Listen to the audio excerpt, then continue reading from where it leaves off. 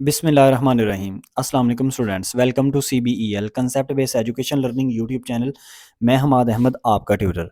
आज की इस वीडियो में हम बात करेंगे बीकॉम पार्ट 2 की और इसका सब्जेक्ट है एडवांस अकाउंटिंग। तो स्टूडेंट्स आपको पता है हमने chapter number 7 branch account start किया है। आज हम उसकी प्रॉब्लम नंबर 7 करेंगे। बहुत इंपॉर्टेंट ये प्रॉब्लम है, सीरियसली आपने इस प्रॉब्लम को लाजमी तवज्जो से देखना है। नेक्स्ट जितनी भी प्रॉब्लम्स आएंगी ना वो इससे बहुत ज़्यादा लिंक करती हैं। तो वीडियो को स्टार्ट करने से पहले आप से ये रिक्वेस्ट है, वीडियोस को लाइक करें, चैनल को सब्सक्राइब करें और बेल आइकन को तो ज़रूर प्रेस करें ताकि जब भी न्यू वीडियो अपलोड हो आपको सबसे पहले उसका नोटिफिकेशन मिल जाए। तो स्टूडेंट्स जब भी ब्रांच अकाउंट का क्वेश्चन करना है उस क्वेश्चन की रीडिंग करने से पहले आप ने ना कुछ चीज़ें अपने माइंड में रखनी है। जब भी ब्रांच अकाउंट का क्वेश्चन करना है आपने अपने आप को हेड ऑफिस समझना है और आपने ये समझना है कि मैं जो अकाउंट बना रहा हूँ या रही हूँ ये मेरी ब्रांच है, मैं इसका हेड ऑफिस हूँ। इस ब्रांच के रिलेटेड जितने भी एक्सपेंडिचर हैं, इस ब्रांच के रिलेटेड जितने भी इनकम्स हैं वो तमाम के तमाम मेरी हैं। यानी कि एक्सपेंस अगर हुए हैं इस ब्रांच के अंदर तो वो मैंने किए हैं यानी कि एज अ हेड ऑफिस, और अगर इनकम्स हुई हैं तो वो भी मेरी हैं और मैंने रिसीव की हैं एज अ हेड ऑफिस। तो और इसके अलावा इस क्वेश्चंस के अंदर जब भी आपने फॉर्मेट बनाना है तो डेबिट साइड पर आपने हमेशा एक्सपेंडिचर और एसेट्स रिकॉर्ड करने हैं, ओपनिंग एसेट्स, और क्रेडिट साइड पर आपने हमेशा इनकम्स, क्लोजिंग एसेट और लायबिलिटीज आपने रिकॉर्ड करनी है। ओके स्टूडेंट्स, अब हम क्वेश्चन की रीडिंग करते हैं और समझते हैं कि एक्चुअल में ये क्वेश्चन हमें क्या कह रहा है। प्रॉब्लम नंबर 7 है, रीडिंग करते हैं। Arshad and co have a sale branch in Bannu and charge all goods sent to branch at cost. Cost price plus 33 1/33। इस चीज़ का मतलब क्या है, मतलब समझिएगा। कहता है जब भी इस हेड ऑफिस ने ये बन्नू ब्रांच को ना, बन्नू के इलाके में कोई ब्रांच होगी ना, उसको जब भी चीज़ें भेजी हैं ना, जब भी चीज़ें भेजी हैं साल के अंदर, तो हमेशा उसको कॉस्ट प्लस 33 1/33 के हिसाब से चीज़ें बेची हैं। यानी कि ज़्यादा चीज़ें, मतलब फॉर एग्जांपल मैं बताना ये चाह रहा हूँ, हेड ऑफिस ये कह रहा है कि अगर एक चीज़ हमारी 1000 रुपए की थी ना तो हमने बन्नू ब्रांच को ये नहीं कहा कि ये चीज़ 1000 रुपए की है, उसको हमने दी है 1000 में 33 1/33 ऐड कर लो। वो फॉर एग्जाम्पल जस्ट सपोज वो आता है 5000। तो एक चीज़ अगर 1000 की है तो उसको 1000 की है ना, तो उस चीज़ को 5000 सॉरी कह रहा हूँ, वो फॉर एग्जांपल आता है 500। तो एक चीज़ अगर 1000 की है ना तो उसको 1500 की उसको दी है, उसको 1500 की दी है। वो आगे 1500 से भी ज़्यादा अमाउंट पर ना कस्टमर्स को सेल आउट करेगा। ये इस चीज़ का मतलब है। ध्यान से ये चीज़ें बंदे को नहीं समझ में आती, स्टूडेंट्स को ये पॉइंट की समझ में नहीं आती जो मैंने अभी आपसे डिस्कस किया है। नेक्स्ट देखें आगे। It is arrange that all cash receive by the branch is to be paid daily to the head office, count with ABL and the necessary advice to the head office. All expenses were paid to the head office. From the following particles prepare a branch account with the help of, आपने बनाना है head office 31 दिसंबर 2010 है, आपकी book में 2017 हो सकता है। अच्छा, ऊपर ये अभी तक जो आपने पढ़ा ना, जो आपने सुना, तो ये चीज़ ये वो कह रहा है कि जितने भी इस बन्नू ब्रांच को एक्सपेंसेस किए जाएंगे ना साल के अंदर, वो तमाम के तमाम एक्सपेंसेस हेड ऑफिस करेगा और डेली की डेली जो इनकम होगी वो डेली की डेली हेड ऑफिस के बैंक अकाउंट में जमा करवाता जाएगा। अब नीचे जो चीज़ें दी हुई हैं उसमें से देखते हैं कि ब्रांच अकाउंट की डेबिट साइड पर कौन सी चीज़ें जानी है और क्रेडिट साइड पर कौन कौन सी चीज़ें जानी है। अच्छा, तो स्टूडेंट्स अब नीचे देखें चीज़ें। सबसे पहले है स्टॉक एट 1/1/2010 की जगह 2017 हो सकता है, मैं बार बार आपसे कहता हूँ। अब ये ओपनिंग स्टॉक है कितना 12,000, तो ये डेबिट साइड पर जाएगा। आपको बताया था कि जब भी ब्रांच अकाउंट इस हेड ऑफिस ने बन्नू ब्रांच अकाउंट बनाना है ना, तो ओपनिंग चीज़ें हमेशा डेबिट साइड पर रिकॉर्ड की जाती हैं। आगे इसके बाद क्या आएगा, गुड्स सेंड टू ब्रांच 80,000, तो ये चीज़ें हेड ऑफिस ने बन्नू ब्रांच को भेजी हैं तो एक्सपेंस किया है ना, तो ये डेबिट साइड पर कोड होगा। फिर इसके बाद आगे देखिएगा डेटर्स 1/1/2010 यानी कि 2017 हो सकता है, तो ये कितना है 1500, तो ओपनिंग डेटर है डेबिट साइड पर कोड होगा।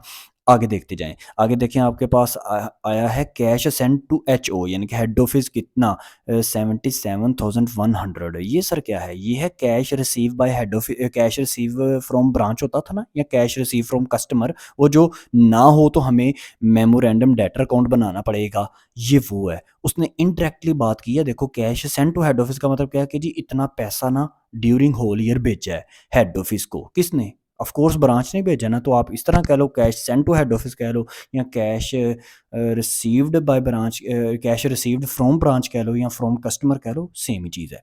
आगे देखें, आगे आपके पास है रेंट कितना 3200, इसके बाद सैलरीज एंड वेजेस 4800, फिर क्लोजिंग डेटर आपके पास दिए हुए हैं 1600, और फिर आपके पास क्लोजिंग स्टॉक दिया हुआ है 14,800।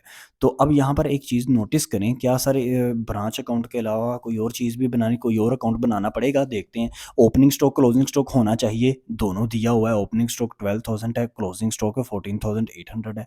ओपनिंग डेटर क्लोजिंग डेटर दोनों होने चाहिए हैं। ओपनिंग हैं 1500, क्लोजिंग डेटर हैं 1600। अच्छा, कैश रिसीव्ड फ्रॉम ब्रांच होना चाहिए, वरना नहीं हुआ तो बनाना पड़ेगा। मेमोरेंडम डेटर अकाउंट है यानी कि 77,100। पिटी कैश ओपनिंग क्लोजिंग दोनों ही नहीं है, तो दोनों ही नहीं है, या इनमें से अब देखो ना ओपनिंग पिटी कैश है ना क्लोजिंग पिटी कैश है, अगर दोनों ही ना दिए हों तो फिर आपने नहीं बनाना, फिर आपने नहीं बनाना। तो अब क्वेश्चन का सॉल्यूशन देखते हैं, लेकिन उससे पहले एक चीज़ आपने नोट करनी है। वो जो आपको कॉस्ट प्लस 33 1/33 उसने आपको कही है ना, कि वो जो चीज़ 1000 की है तो उसमें उसने अपना प्रॉफिट ऐड करके हेड ऑफिस ने उस चीज़ को ब्रांच को सेंड किया था 1500 का, जो मैंने प्रीवियसली आपको बता दिया। तो याद रखना, ब्रांच ने, सॉरी, हेड ऑफिस ने जब इस बन्नू ब्रांच का अकाउंट बनाना है ना, और देखना है कि मुझे इस बन्नू ब्रांच से प्रॉफिट हुआ है या लॉस हुआ है, तो उसको ये जो 33 1/33 वाली टर्म है ना, ये उसको एक्सक्लूड करनी पड़ेगी, लेस करनी पड़ेगी, यानी कि रिवर्स काम करना पड़ेगा। वो क्यों? क्योंकि देखो, अगर मैं अपनी ब्रांच को 1000 रुपए की चीज़ उसको 1500 में दे रहा हूँ, और वो आगे से उस चीज़ को कस्टमर को सेल आउट कर रही है ब्रांच 2000 को, तो कल को फॉर एग्जांपल मैं अगर आपकी अपनी ब्रांच का प्रॉफिट मालूम करना चाहूँगा ना, तो अगर मैंने ये ना ये अगर मैंने ये ना रिकॉर्ड किया कि मैंने ये चीज़ उसको 1000 में दी थी, जो कि मुझे पता है, हाँ, ब्रांच को पता हो चाहे ना पता हो वो अलग बात है, तो मेरा एक्चुअल प्रॉफिट नहीं आ सकता। क्यों? क्योंकि अगर मैं हर चीज़ को ये देखूंगा कि मैंने जो ब्रांच को 1500 अपना प्रॉफिट ऐड करके चीज़ें सेल आउट की थी, तो ऐसे में मेरा प्रॉफिट मुझे कम शो होगा।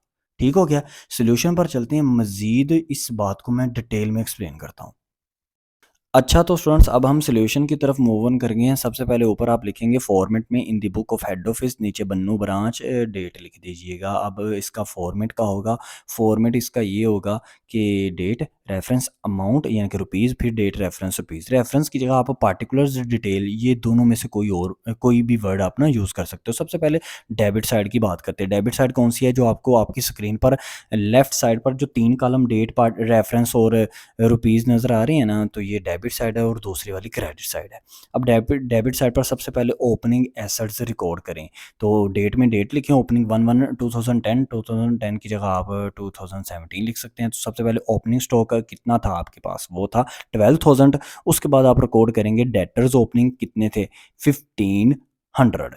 ओके हो गया। अब इसके बाद नेक्स्ट आप क्या चीज़ लिखेंगे? आप डेट में डेट डालेंगे 31 दिसंबर 2010, और लिखेंगे गुड्स सेंड टू ब्रांच कितनी थी, क्योंकि ये एक्सपेंस था ना, इसलिए हम इसको डेबिट साइड पर रिकॉर्ड कर रहे हैं। तो ये थी 18,000 की। अब इसके अलावा और हेड ऑफिस ने कौन कौन से खर्चे किए थे इस ब्रांच पर? वो किया था रेंट, कितना? 3200 रुपीज़ के कॉलम में रिकॉर्ड किया। फिर सैलरीज एंड वेजेस 4800 रुपीज़ के कॉलम में रिकॉर्ड किया। अब आप कहोगे सर जी यहाँ पर एक और चीज़ भी हमें नज़र आ रही है, ये जो उसने क्लोजिंग स्टॉक पर सर जी ये वर्किंग की हुई है 14,800 मल्टीप्लाई बाय 33.333 ओवर 133.33, तो ये क्या चीज़ है? ये मैं आपको बताता हूँ। पहले आप ऐसा करो, क्रेडिट साइड की तरफ मूव ऑन करो ना। ये यही तो चीज़ आपसे एक्सप्लेन करनी है। क्रेडिट साइड पर देखें, सबसे पहले आपके पास, आप तो सबसे पहले डेट में एंडिंग डेट लिखेंगे ना, इसके अंदर सबसे पहले आप लिखेंगे कैश रिसीव फ्रॉम ब्रांच। वो कितना था? वो था 77,100। अच्छा, आप ये कैश, मैंने लिखी हुई है line, cash send to HO यानी कि हेड ऑफिस। तो आप यहाँ पर कैश सेंड टू एचओ लिख लो या चाहे लिख लो कैश रिसीव फ्रॉम ब्रांच, तो कोई मसला नहीं है, ठीक है। चलो आप वही लिख लेना जो आपको बुक में दिया हुआ है। अब नेक्स्ट देखें, क्रेडिट साइड पर वो चीज़ें क्या होंगी, वो जो एंडिंग आपके पास चीज़ें हैं, एंडिंग डेट वही दे दें, बैलेंस सी ओवर डी। और एंडिंग में आप क्या करेंगे, आप सबसे पहले क्लोजिंग स्टॉक लिखेंगे। क्लोजिंग स्टॉक यानी कि जो साल के एंड पर बचा था, वो था आपके पास 14,800। और क्लोजिंग डेटर्स आप लिखेंगे कितने, वो थे आपके पास 1600। अब ये क्रेडिट साइड पर आपको दो चीज़ें और भी नज़र आ रही हैं। कौन सी? एक तो आपके पास ना, एक आपको शो हो रही है स्टॉक रिजर्व के नेम से। कौन सी? 12,000 मल्टीप्लाई बाय 33.33 डिवाइडेड बाय 133.33। एक तो ये चीज़, और दूसरा आपको यहाँ पर ना गुड्स सेंड टू ब्रांच, वो 80,000 जो आपको डेबिट साइड पर शो हो रही है ना, उसका भी रिजर्व आपको यहाँ पर शो हो रहा है। कितना? 80,000 मल्टीप्लाई बाय 33.33 डिवाइडेड बाय 133.33। तो ये दो चीज़ें इधर से, और एक डेबिट साइड पर आपको यही 33.33 के साथ अमाउंट शो हो रही है, वो 14,800 को जब जो हमने मल्टीप्लाई किया। तो ये क्या है? बस यहाँ पर ना हम अपने डिस्कशन को करते हैं। देखो, मैंने आपको कहा कि इस ब्रांच ने ना, इस हेड ऑफिस ने अपनी इस बन्नू ब्रांच को, जो 1000 रुपये की चीज़ थी ना, उसमें क्वेश्चन वाले ने ये कहा है कि 1000 रुपये की चीज़ के अंदर 33 सही, यानी कि 33 1/33 के हिसाब से ना अपना प्रॉफिट ऐड करके फिर वो चीज़ ब्रांच को सेंड की है, और ब्रांच को कहा है कि उससे भी ज़्यादा मार्जिन रख कर ना कस्टमर को सेंड कर। यानी कि फॉर एग्जांपल, एक चीज़ अगर 1000 की है ना, तो हेड ऑफिस ने ना उसके अंदर 33 1/33% से अपना प्रॉफिट डालकर वो फॉर एग्जांपल 1500 में ना दी है ब्रांच को। और ब्रांच को क्या है कि आगे इसको 1600 1700 18 19 या 2000 की बेच दे। अब जब हेड ऑफिस ने साल के एंड पर ये देखना है कि भाई मुझे इस ब्रांच में से प्रॉफिट हुआ है या लॉस हुआ है, तो हेड ऑफिस जो है ना, वो ये लाजमी काम करेगा कि वो ये नहीं समझेगा कि जितनी भी चीज़ें मैंने इस ब्रांच को अपना प्रॉफिट ऐड करके, यानी कि 1500 के हिसाब से मैंने जो चीज़ें दी थी, उस हिसाब से ये कभी भी ब्रांच अकाउंट नहीं हेड ऑफिस बनाएगा। क्यों? क्योंकि तब अगर उसको हेड ऑफिस को अगर प्रॉफिट हो गया, तो प्रॉफिट कम शो होगा। सही है। हमेशा प्रॉफिट जो होता है ना, वो कॉस्ट पर मालूम किया जाता है। ये अभी कॉस्ट प्राइस नहीं है। ये तो 15,000 की चीज अगर ब्रांच को ही 1500 की दी जा रही है, तो वो तो कॉस्ट की तो ना हुई, वो तो क्लोस में, सॉरी, कॉस्ट में प्रॉफिट ऐड करके दे रही है हेड ऑफिस ब्रांच को, और ब्रांच उससे भी ज्यादा प्रॉफिट आगे रख कर कस्टमर को बेच रही है। तो हेड ऑफिस जब भी अपना प्रॉफिट मालूम करेगा ना एक खास ब्रांच से, अपनी ब्रांच से, तो याद रखना वो कॉस्ट पर हर चीज की वैल्यू को लाकर, तो फिर वो अपना प्रॉफिट या लॉस देखेगा। ठीक है। तो अब आपने क्या करना है, इन सब को ना चीजों को आपने कॉस्ट प्राइस पर लेकर रहना है। और हमेशा कॉस्ट प्राइस चीज़ों की होती है, कहीं किसी डेटर की नहीं कॉस्ट प्राइस होती, या किसी रेंट या सैलरी वगैरह की कॉस्ट प्राइस नहीं होती। अब सबसे पहले क्रेडिट साइड की बात करते हैं ना, तो क्रेडिट साइड पर देखो, वो आपके पास डेबिट साइड पर ओपनिंग स्टॉक था ना 12,000। तो इसको आपको करना पड़ेगा, इसको कॉस्ट प्राइस पर लाना पड़ेगा। तो कॉस्ट प्राइस में देखो, लाने के लिए आपको क्या करना पड़ेगा, क्रेडिट साइड पर आपको, यानी कि रिवर्स साइड पर आपको ना इसका काम करना पड़ेगा। ठीक है। जब भी आपने कॉस्ट प्राइस पर चीजों को लेकर आना है, तो आपने, अगर तो वो डेबिट साइड पर उसकी ओरिजिनल रकम डेबिट साइड पर है, तो आप उसको कॉस्ट प्राइस पर जब कन्वर्ट करेंगे, तो आप उसको क्रेडिट साइड पर उसकी वैल्यू को लिखेंगे। ठीक है। तो अब ओपनिंग स्टॉक की वैल्यू कितनी थी? 12,000। तो आपने लिखा stock reserve 12,000 multiply by 33.33 divided 133.33। ये वैल्यू कैसे आई? ये ऐसे आई जैसे आपके क्वेश्चन में है 33 1/33। तो 33 को 33 से मल्टीप्लाई करें और उसमें 1 प्लस करें, तो आएगा 100। 100 को को डिवाइड करें 33 पर, तो सॉरी 100 को डिवाइड करें 3 पर, तो आपके पास आंसर आएगा यानी कि 33.3333 इस तरह आएगा। तो आप पॉइंट के बाद ना 23 बस रख लीजिएगा, यानी कि 33.33।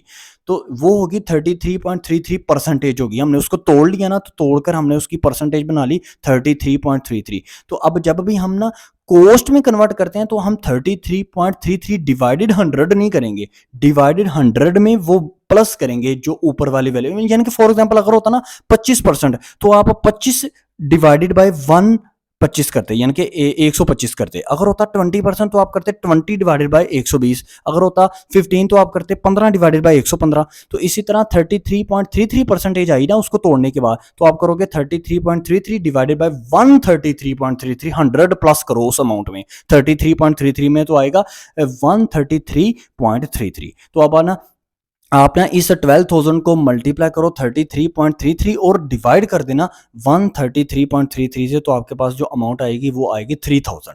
तो 3000 आपने किस तरफ लिख देना है, आपने लिख देना क्रेडिट वाली साइड पर। यानी कि अब आप नोटिस करना, यानी कि 9000 की चीज थी, 12000 में से 3000 माइनस करो, 9000 की चीज बनी थी, लेकिन 9000 में ये हेड ऑफिस ने अपना 3000 रुपया ऐड करके ना, ऐड करके तो 12000 की ओपनिंग चीजें बेची, ओपनिंग स्टॉक दिया ब्रांच को, और ब्रांच ने आगे उसको पता नहीं 13 का बेचा है, 14 का बेचा है, 15,000 का बेचा है, 16,000 का बेचा है, वो आगे ब्रांच ने किया काम। ठीक है, तो इसलिए अब इसको कॉस्ट प्राइस पर लाना पड़ेगा। इसी तरह देखो गुड्स सेंड टू ब्रांच है, तो ये भी 18,000 की चीजें हैं ना, तो चीजों को हमेशा कॉस्ट प्राइस पर लाते हैं, डेटर्स वगैरह को नहीं लाते। तो अब इस तरह करें 80,000 मल्टीप्लाई बाय 33.33 डिवाइडेड 133.33, तो आपके पास वैल्यू आएगी 20,000। तो 20,000 को आपने कहां पर लिख देना है, क्रेडिट साइड की अमाउंट के अंदर आपने उसको लिख देना है। यानी कि जो चीजें टोटल ओवरऑल चीजें जो दी थी ना इस हेड ऑफिस ने बन्नू ब्रांच को, वो ना वो 60,000 की दी थी, मतलब बनाई थी खुद, लेकिन उसमें अपना प्रॉफिट ऐड करके 20,000, तो उस बन्नू ब्रांच को 80,000 की चीजें दी।